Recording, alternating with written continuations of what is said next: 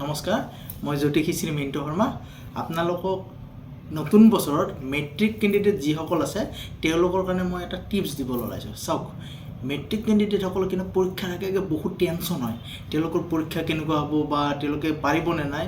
কিন্তু এইটো বৰ্ষ শনিৰ বৰ্ষটো, গতিকে তেওঁলোকে ভাবি থকা মতে, তেওঁলোকে ষ্টাডি কৰা মতে কিন্তু কিছুমান বস্তু অকণমান টান আহিব বা বেলেগ ৰকমৰ আহিব। তেতিয়া তেওঁলোকে অকণমান চিন্তাত পৰি আছে বা চিন্তাত হ'বলগীয়া কথা হৈছে। তাৰ কাৰণে মই সদায় টিপছ দিওঁ, আপোনালোকে পৰীক্ষালৈ পঢ়ি থকা টেবুলখন অতি সলকান্তি উত্তৰমুখ কৰি পঢ়ক। কাৰণ এইটো বৰ্ষ শনিৰ বৰ্ষ, যদি উত্তৰমুখে পঢ়ে তেতিয়াহ'লে আপোনালোকে স্থানটো শুভ পাব, যথেষ্ট ছাকচেছ পাব। আৰু আপোনালোকে পৰীক্ষা দিবলৈ যোৱাৰ কাৰণে সদায় পেনটো যাতে অকণমান ৰঙা থাকে, বা পেনটো ৰঙা পেন হ'লে ওপৰৰখিনি বা ৰঙা বা তলৰখিনি ৰঙা, কাৰণ ৰঙাটো বিশেষ কিবা তাৰমানে পজিটিভ দিব।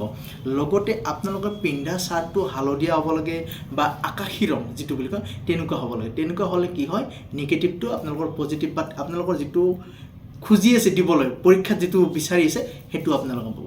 লগতে কি কৰিব জানেনে, আপোনালোকক মই এটা কথা কওঁ, যিটো আমাৰ বইৰেলাৰ শিপা আৰু এটা আকাল বিকাল বুলি এটা গাছ আছে, তাৰে শিপা, সেই দুটা শিপা আপোনালোকে ধুনীয়া কৰি ৰঙা সূতাৰে কঁকালত পিন্ধি লওক। ল'লে আপোনালোকৰ মাইণ্ডটো ফ্ৰেছ থাকিব, পঢ়াৰ প্ৰতি আগ্ৰহটো বাঢ়িব, লগতে যিটো এম কৰিছে এমটোত আপোনালোকে ছাকচেছ পাব।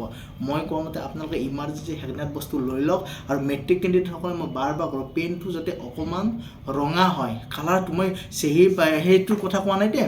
এনেইতো জেডি লিখা বা নীলা বা ক'লা জেডি লিখা সেইটো বেলেগ হয়, কিন্তু পেনটো ৰংটো ৰঙা হ'ব লাগে। লগতে চাৰ্টটো আকাশী হ'ব লাগে, হালধীয়া ৰং হ'ব লাগে।